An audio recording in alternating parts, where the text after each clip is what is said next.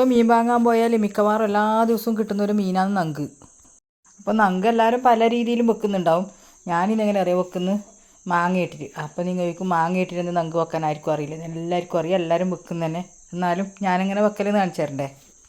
അപ്പോൾ മാങ്ങ ഇട്ടിട്ട് നങ്ക് വെക്കണമെങ്കിൽ എന്തായാലും മാങ്ങ വേണമല്ലോ. അപ്പോൾ ഈ മാങ്ങ കാണുമ്പോൾ ഒരു ചുവന്ന കളർ പോലെ ഇല്ലേ, പുളി എന്നെല്ലാം പറഞ്ഞാൽ ഈ കളറേ ഇല്ല കേട്ടോ. പുളിച്ച് പുളിച്ച് പൊട്ടുന്നതെന്ന് പറയില്ല, അമ്മാതിരി പുളിയിലൊരു മാങ്ങ ഞാനവിടെ വേവാൻ വേണ്ടി വെച്ചു. അപ്പോൾ നമുക്ക് വേണ്ട വെച്ചാൽ കുറച്ച് തേങ്ങ അരക്കണം. അപ്പോൾ തേങ്ങ അരക്കുമ്പോൾ അതിലേക്ക് ഞാൻ ഇട്ട് വെച്ചാൽ ഒരു നുള്ളി ജീരകം ഇട്ടു, പിന്നെ മഞ്ഞൾപ്പൊടി ഇട്ടു, പറങ്കിപ്പൊടി ഇട്ടു. ഇത് എല്ലാം കൂടെ നല്ല അരച്ചെടുക്കണം. ഇല്ലേ നമ്മൾ അരച്ച് വെച്ച മാങ്ങയില്ലേ, അതിലേക്ക് 2-3 പച്ചപ്പറങ്കി മുറിച്ചിടാം. ഇതാണ് നമ്മളെ അരച്ച തേങ്ങ. അപ്പോൾ ഇനി അരച്ചത് നമ്മളെ മാങ്ങയിലേക്ക് കൂട്ടാം. എന്നിട്ട് എത്രയാണ് വെള്ളം കൂട്ടാൻ, എത്രയാണ് വെള്ളം വേണ്ടതെന്ന് വിചാരിച്ചാൽ ഏകദേശം അതിന് കണക്കാക്കിയിട്ട് വെള്ളം ഒഴിക്കാം. ഈ നങ്ക് വെക്കുമ്പോൾ എപ്പോഴും കുറച്ച് വെള്ളം കുറക്കണം. എന്താ വെച്ചാൽ നങ്ക് വേവുമ്പോൾ കൂട്ടാൻ കുറച്ചൊരു വെള്ളമാവുന്ന പോലെ എനിക്ക് തോന്നലുണ്ട്. ഇതിൻ്റെ ഇടയിൽ ഞാനില്ലേ ഇതിൽ കുറച്ച് ഉപ്പിട്ട് കൂട്ടാം. ഇനി ഉപ്പിട്ടിട്ടോ എന്നൊരു സംശയം വേണ്ടപ്പാ. അപ്പോൾ ഇത് തിളക്കുന്നതിൻ്റെ ഇടയിൽ ഞാൻ വേറൊരു കൂട്ടാൻ കാണിച്ചു തരാം.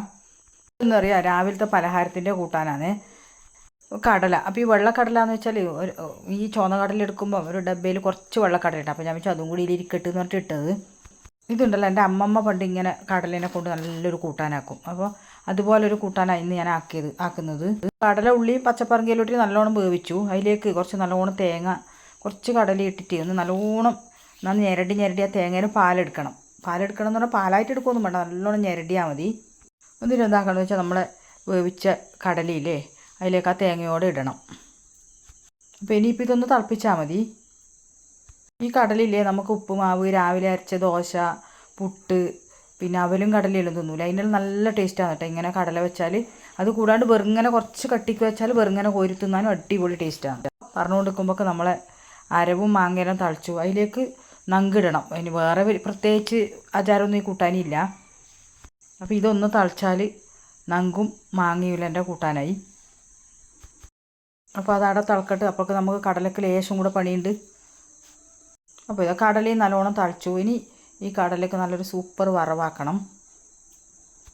കടലക്ക് വറുത്തിടാനെല്ലാം ആക്കുമ്പോൾ നമ്മൾ നങ്ക് കൂട്ടാൻ തളിച്ചു. അപ്പോൾ ഈ കൂട്ടാനില്ലേ കുറച്ച് കട്ടിക്കായാലും പ്രശ്നമൊന്നുമില്ല കേട്ടോ. ഞാൻ ലേശം വെള്ളമാക്കിയിട്ടാണ് ആക്കിയത്. എന്താ വെച്ചാൽ എൻ്റെ കണ്ണന് കുറച്ച് വെള്ളം പോലെയുള്ള കൂട്ടാനാണ് ഇഷ്ടം. അങ്ങനെ കുറച്ച് വെള്ളം പോലെ ആക്കിയത്. ഇങ്ങനെ കടല വെക്കുമ്പം വറുത്തിടണമെന്ന് വെച്ചാൽ കടു, ഉള്ളി, ഉണക്കുവറങ്കി, കരിയാമ്പ് ഇതാണ് വറുത്തിടേണ്ടത്.